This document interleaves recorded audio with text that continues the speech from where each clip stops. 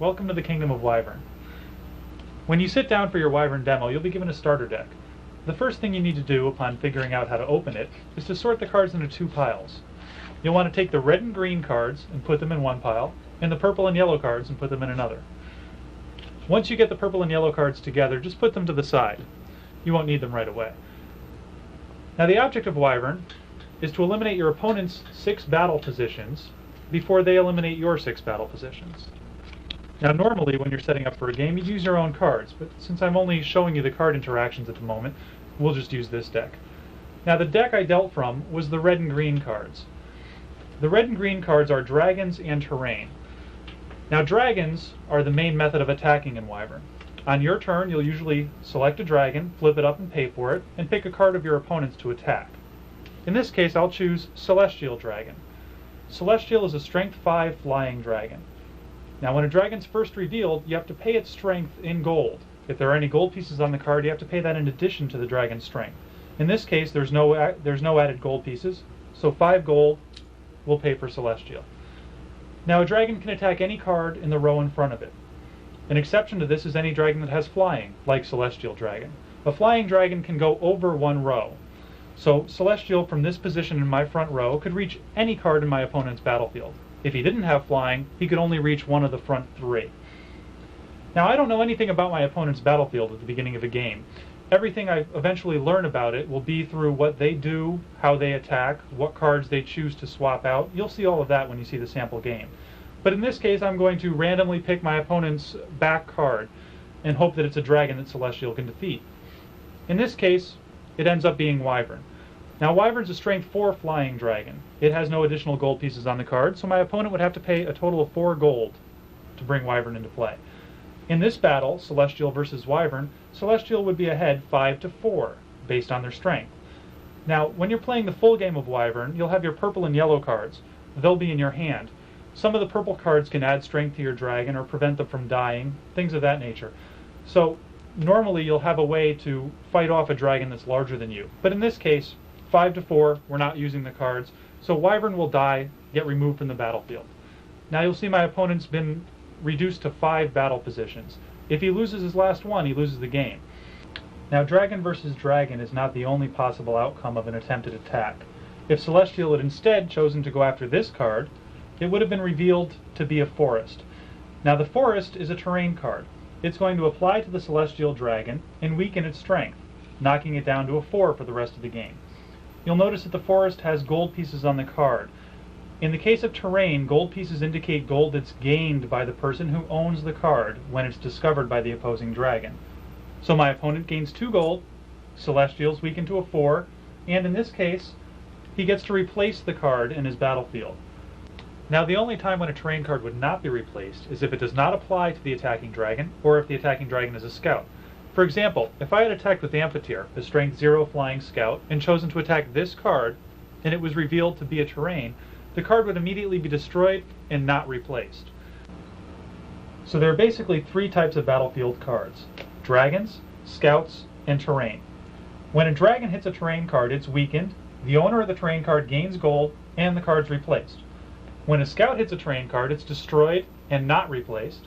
And when dragons and scouts fight, you'll find that a dragon will normally win the battle, since a dragon's strength will range from 1 to 7, and scouts are always of a strength 0. The best Wyvern decks have a balance of all 3.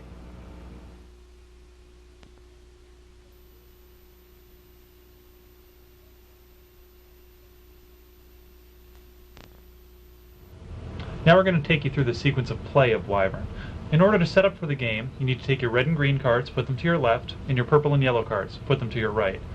You'll take the top 6 cards from your shuffled red and green pile, bring them up to your hand, and thoroughly read all the cards. Now there'll be a mixture of dragon and terrain, and you're going to put them down in front of you in 2 rows of 3, however you choose. Often this will determine your starting strategy. Once you've set up your 6 cards, you'll want to take the top 7 from your purple and yellow pile. These will make up your hand. Now in Wyvern we have a very structured turn sequence. You'll need to look at the last page of the rulebook in order to get the summary of play. It lists the 7 phases. We're now going to take you through these phases one at a time, giving you details of each.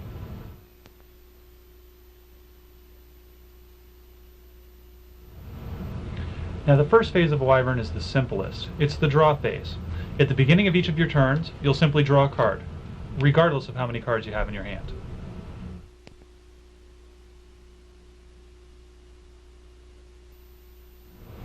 Phase 2 is the treasure placement phase.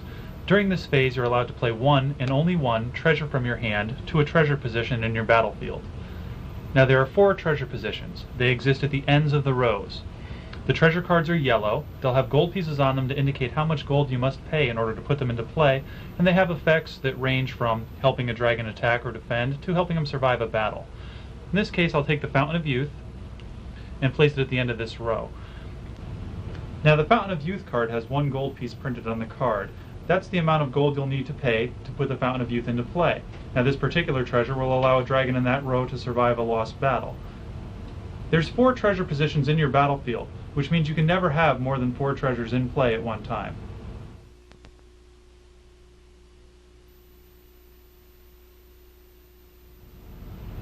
Phase 3 is the movement phase. During the movement phase, you're allowed to move up to 2 cards in your battlefield. In the beginning, when your battlefield is full, that simply means exchanging 2 cards, like this. Since 2 cards did move, that would count as both movements. Once you have lost a position, you can move cards into the empty spaces. For instance, this move would be one of the 2, and you could move this for your second. Now you don't have to use both movements, but you may if you choose to. You can also move treasures from one position to another as one of your 2 movements.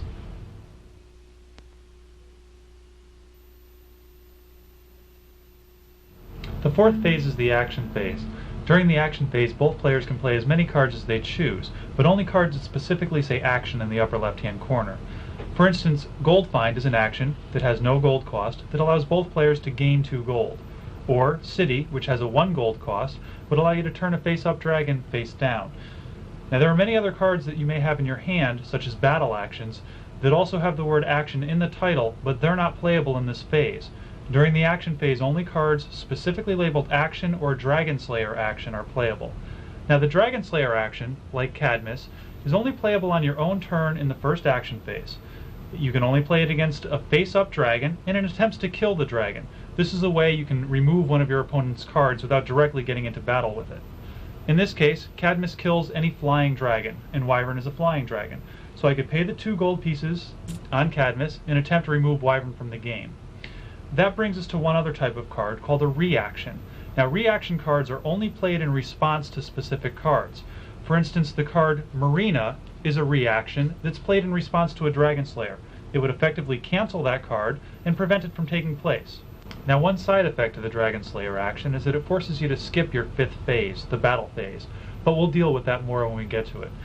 Now as I said earlier, in the action phase both players will be allowed to play as many action cards as they choose. If it's your turn, you get to play the first action card. Then your opponent has the opportunity to, and you'll go back and forth until both players pass in succession. Just because I pass doesn't mean my opponent does not get the chance to play one. They'll still be able to play one on my turn, even if I choose not to.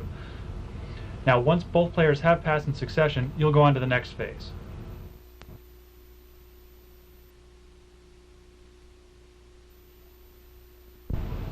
Now the battle phase is the main phase of Wyvern. If you'd played a Dragon Slayer action in your first action phase, you'll skip this phase entirely, but otherwise you must do one of 2 things in your battle phase. You either attack with a dragon, or choose to swap out a card. Now we've already covered attacking with dragons, but to recap quickly, you would flip up a dragon, pay its strength in gold plus any gold pieces on the card, and choose a card of your opponent's to attack. In this case, I'll choose this card. We reveal Celestial Dragon. Celestial Dragon will cost my opponent 5, and we'll compare the strengths. He's ahead 5 to 4. Now this is when the final type of card, the battle action, comes into play. Battle actions come in many different types, but most of them are strength modifiers, which will allow you to pay gold, such as the fireball, 3 gold, to give a bonus to your dragon, in this case a +4, making Wyvern an 8 versus Celestial, who is a 5. Now when playing battle actions, the player who's behind in the battle will play the first battle action.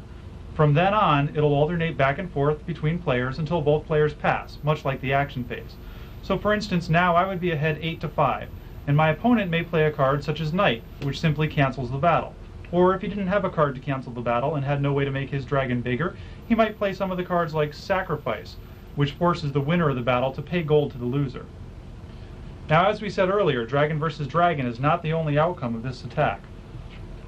Instead of attacking that card, if I had chosen this, we would have revealed the terrain card. Now terrain cards stick to the dragon that discovers them. The owner of the terrain card gains gold equal to the number of gold on the card, in this case 2, and whatever it says on the terrain card will now apply to the attacking dragon. So Wyvern will now have a strength modifier of -1, reducing him to a 3. Also, when a terrain card works, the terrain's position will be replaced with a new card. Now the big weakness to terrain that we also mentioned earlier is when it's discovered by any dragon that says Scout on the card. In this case, Typhon, Strength 0 Scout, attacks that position, discovers a terrain, it'll be destroyed immediately and removed from the game. Remember, a terrain destroyed like this does not get replaced. Neither does a dragon that's lost a battle. Now the second option, instead of attacking, would have been to swap out a card in my battlefield. In this case, for instance, I would remove Typhon and take the top card of my Dragon Lair draw pile and put it in its place. This fulfills my requirement for the battle phase, so I could have done that rather than attack. It didn't have to be Typhon, it could have been any card in my battlefield, face up or face down, dragon or terrain, and it would have had the same effect. So remember, you must either attack or swap out in each of your battle phases unless you played a Dragon Slayer. You're not allowed to do nothing.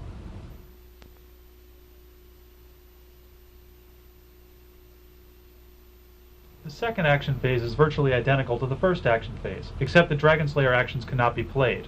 Whereas the first action phase is usually used to prepare for a battle, the second action phase is usually used to clear up the effects after a battle. For instance, if your dragon had discovered terrain, you may have a card in your hand that allows you to remove the card from your dragon, returning him to full strength. Other than that, it goes the same way. Both players have the opportunity to play actions back and forth until both players pass in succession. Then you go to the next phase.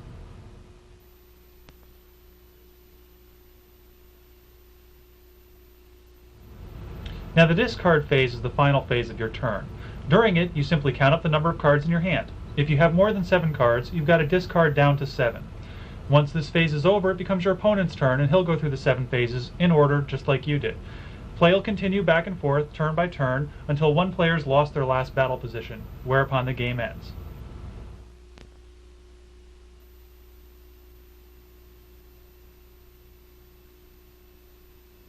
So let's recap a few key points to the game.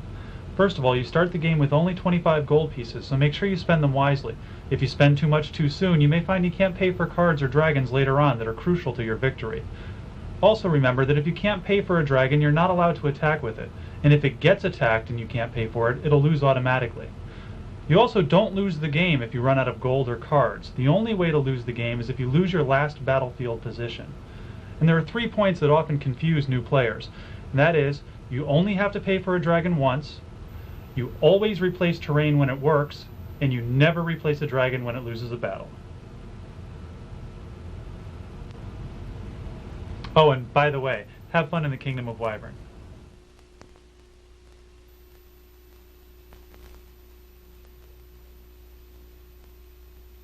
Wyvern's Kingdom Edition is the newest printing of the main set. There are 277 cards in the set, and they're available in starters and boosters. This is the place to start your collection, as many of the fundamental cards exist only in the main set. Starter decks are also an excellent way to enter the Kingdom of Wyvern because they contain everything one player needs to play the game. Phoenix is Wyvern's first expansion set. It contains 90 new cards and features 2 new types of actions, hidden actions and intercept actions. Hidden actions allow you to play cards face down into your or your opponent's battlefield. Your opponent won't know what these cards are until it's too late. Intercept actions represent mythical creatures that attacking dragons have to defeat before continuing on to their intended target. Since these cards come into play from your hand, your opponent will be completely surprised. In the Chameleon expansion set, we add another 90 new cards to the Kingdom of Wyvern with a hot new artist. Already said to be Wyvern's most powerful expansion, Chameleon adds native terrain dragons, little guys who get much bigger when used with the right terrain cards. Imagine an 18 strength dragon. This set also adds the Chameleon terrain. These cards give you ultimate control over your battlefield. Although the cards start as a terrain, they can morph into a dragon to crush any scout that's unlucky enough to discover them. Wyvern the Insider's Guide is the perfect companion for any Wyvern player. With complete updated rules, mythology background of the dragons, and color pictures of all the Kingdom and Phoenix cards, this book is indispensable to the serious Wyvern player. With strategy articles and multiplayer rules, it's appropriate for players at all levels of ability. The Wyvern Gold coins are the perfect accessory to the game of Wyvern. Sold in sets of 30, these solid brass coins proudly display the Wyvern dragon on one side and the Wyvern W on the other. Although they aren't necessary to play the game, players find that they really make the game complete.